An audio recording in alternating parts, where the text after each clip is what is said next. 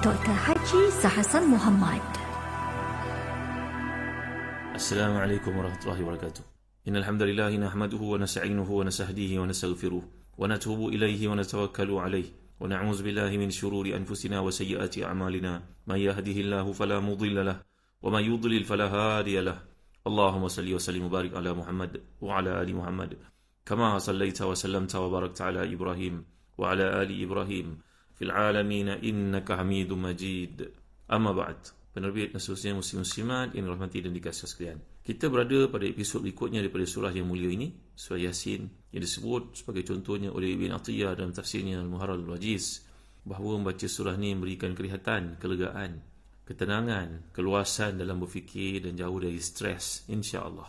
Mengikut pengalaman ramai para salihin seperti ditekankan beliau dalam tafsir itu. Kita berada pada ayat yang ke-13 hingga 17 yang menceritakan tentang perutusan manusia, sama ada mereka itu merupakan Rasul-Rasul Allah ataupun sahabat-sahabat Nabi Isa. Baik, kita lihat ayat ini seperti yang dikemukakan oleh para ulama tafsir. Bismillahirrahmanirrahim. A'udzubillahi minasyaitonirrajim. Wadrib lahum mathalan ashabal qaryati idh ja'aha al-mursalun idh arsalna ilayhim ithnayn fakadzabuhuma fa'azzazna bithalith faqalu inna ilaykum mursalun. قالوا ما أنتم إلا بشر مثلنا وما أنزل الرحمن من شيء إن أنتم إلا تكذبون قالوا ربنا يعلم إنا إليكم لمرسلون وما علينا إلا البلاغ المبين. صدق الله العظيم. Lihat dalam tafsir Ibn Katsir pada jilid ke-8 muka surat 10 terjemahannya. Dan buatlah bagi mereka satu perumpamaan, iaitu penduduk satu negeri ketika utusan-utusan datang kepada mereka, iaitu ketika kami mengutus kepada mereka dua orang utusan, lalu mereka mendustakan kedua-duanya. Kemudian kami kuatkan dengan utusan yang ketiga, maka ketiga utusan itu berkata, sesungguhnya kami adalah orang-orang yang diutuskan kepadamu. Mereka menjawab, kamu tidak lain hanyalah manusia seperti kami, dan Allah yang Maha Pemurah tidak menurunkan sesuatu pun, kamu tidak lain hanyalah pendusta belaka. Mereka berkata, Tuhan kami lebih mengetahui bahawa sesungguhnya kami adalah orang diutus kepada kamu, dan kewajipan kami tidak lain hanyalah menyampaikan perintah Allah dengan jelas. Siapa dengar yang dirahmati dan dikasihi sekalian, melihat kepada kelompok ayat ini, Allah menguraikan tentang satu contoh kepada penduduk Mekah supaya mereka mengambil pengajaran, iaitu dalam konteks pembicaraan tentang risalah kenabian. Ayat ini Allah memerintahkan Nabi SAW, buatlah, sampaikan kepada mereka, bawalah contoh untuk mereka. Kalau kita lihat dalam contohnya Al-Mufradat oleh Al-Imam Ar-Raghib Al-Asfahani, perkataan daraba ini membawa makna yang berbagai. Daraba ni iaitu salah satu maknanya bahawakan perumpamaan sesuatu yang menjelaskan keadaan yang abstrak supaya menghilangkan keraguan terhadap perkara itu. Contoh ya, kita dapat lihat dalam surah Al-Kahfi bila Allah menggunakan fadarabna ala adhanihim fil kahfi sinina adada. Ini dalam ayat ke-11 surah Al-Kahfi. Iaitu maksud di sini Allah SWT telah pun menjadikan mereka tertidur. Fadarabna ala adhanihim fil kahfi sinina adala. Ini bukan daraba. Kalau kita lihat surah Nisa pula ayat ke-34, Allah menceritakan wadribuhunna, iaitu dalam konteks wahjuruhunna fil madaji wadribuhunna. Dalam kes yang melibatkan wanita ataupun isteri yang nusyus, maka dibenarkan untuk seorang suami berhijrah di tempat tidur, meninggalkan mereka di tempat tidur, bukan meninggalkan dari bilik tidur. Berbeza itu. Nanti ada peluang kita explore surah Nisa insya-Allah. Kata Dr. Atik Nabulisi dalam konteks saya ini, tinggalkan, jangan sampai anak-anak melihat berlakunya persisian faham itu. Walaupun Allah menyebut di hujung wadribuhunna, dan pukul mereka, tapi pukul ni bukan bererti pukul seperti kita pukul ular umpamanya. Pukul dalam keadaan mengelakkan tempat yang mulia, elakkan daripada mukul wajah. Ada konteks yang ditunjukkan. Gitu juga kalau kita lihat dalam surah Muhammad, Allah menceritakan tentang tanggungjawab orang beriman ini bila bertemu dengan musuh dalam peperangan. Fadarbar riqab, bila bertemu dengan musuh di medan perang, maka dalam waktu itu dibenarkan untuk memenggal leher mereka. Ini dalam peperangan konteks contohnya. Jangan dibaca terasing lalu timbul fitnah kepada Islam nanti. Dan kita jumpa juga seperti dikumpulkan oleh Imam Ar-Raghib Al-Asfahani, contohnya dalam surah yang sama, surah Muhammad ayat ke-27. فَكَيْفَ إِذَا تَوَفَّتْهُمُ الْمَلَائِكَةُ يَضْرِبُونَ وُجُوهَهُمْ. Iaitu pada hari kematian orang yang kafir ini, malaikat akan memukul wajah dan juga belakang mereka. Maksudnya dimatikan dalam keadaan yang ngeri dan sungguh su'ul khatimah yang dialami itu. Dan kita lihat dalam surah Yasin yang sedang kita bincangkan ni, wadrib lahum mathala, perkataan darabah juga, bawakan contoh. Kita lihat lagi seperti dihimpunkan oleh Al-Imam Al-Asfahani dalam Al-Mufradat, tafsirnya yang ringkas tapi padat itu, namanya Al-Mufradat, Mufradat Al-Fazil Quran Al-Karim.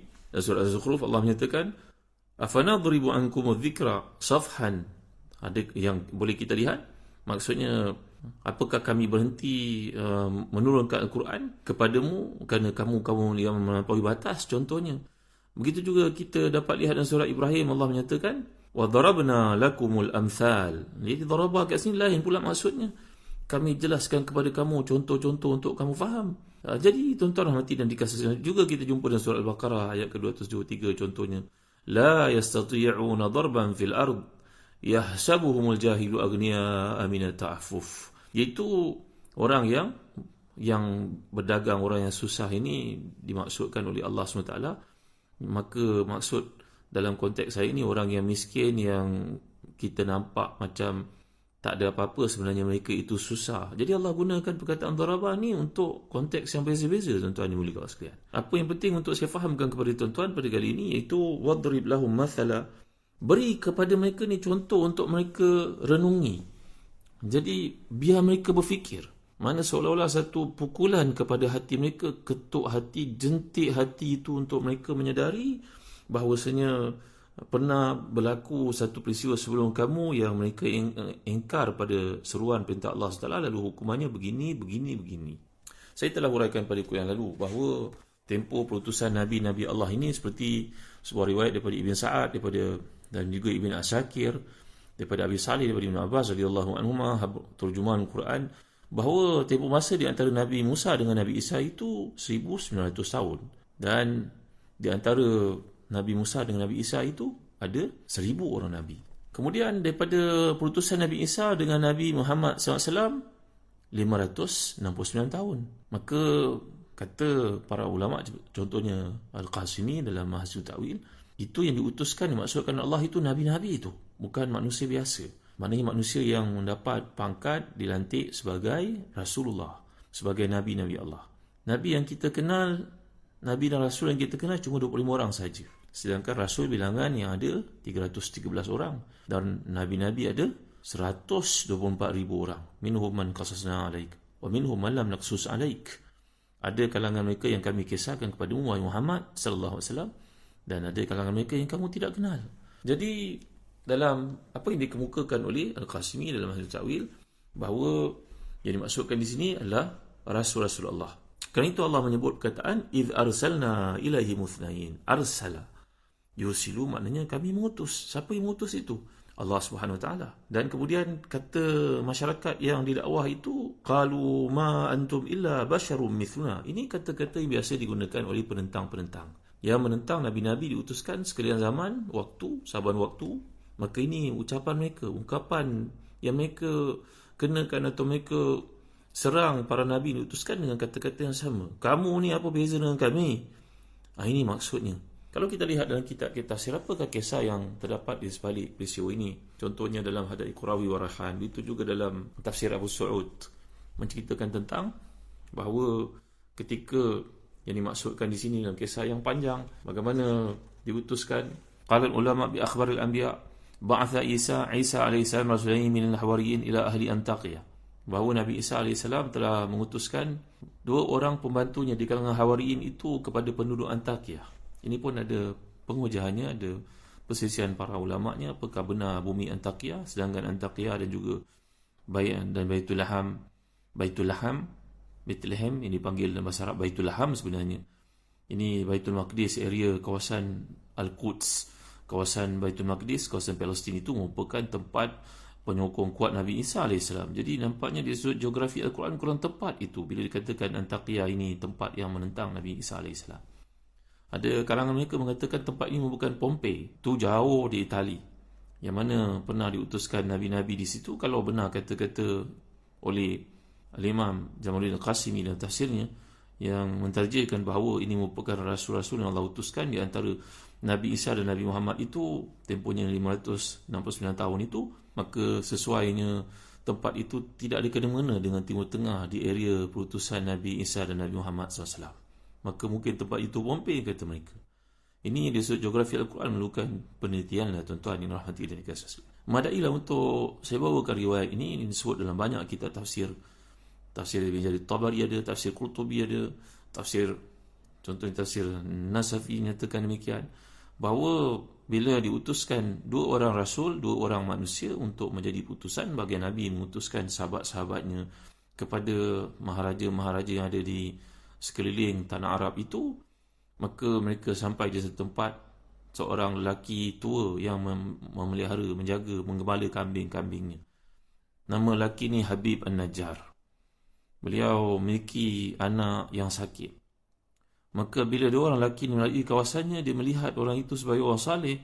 Habib An-Najjar yang bukan beragama Islam itu meminta daripada dua orang perutusan ni tadi untuk membuktikan kebenaran dakwah Nabi yang mengutuskan mereka agar mendoakan untuk puteranya yang sakit itu. Kerana Allah Ta'ala bukan sahaja memberi kepada Nabi Isa kemampuan untuk menghidupkan yang mati, merawat orang yang sakit kusta, yubriul akmaha wal abrasa wa yuhyil mauta biiznillah, menghidupkan dan merawat orang yang buta menjadi celik, merawat orang yang sakit kulit.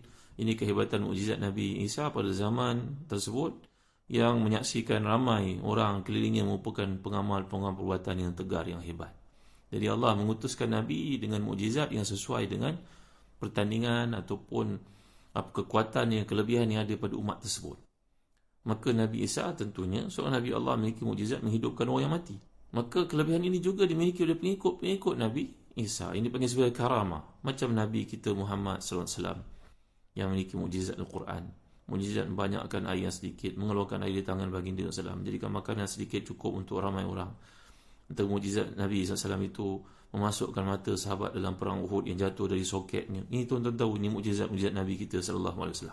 Dan begitu juga pengikut Nabi Isa ni juga memiliki karamah macam pengikut Nabi Muhammad SAW memiliki karamah yang ada pada Rasulullah SAW. Tuan-tuan tahu ada kalangan pengikut Nabi Muhammad SAW walaupun tak sempat jumpa dengan Nabi, yang pernah dibakar dalam api, tetapi beliau selamat.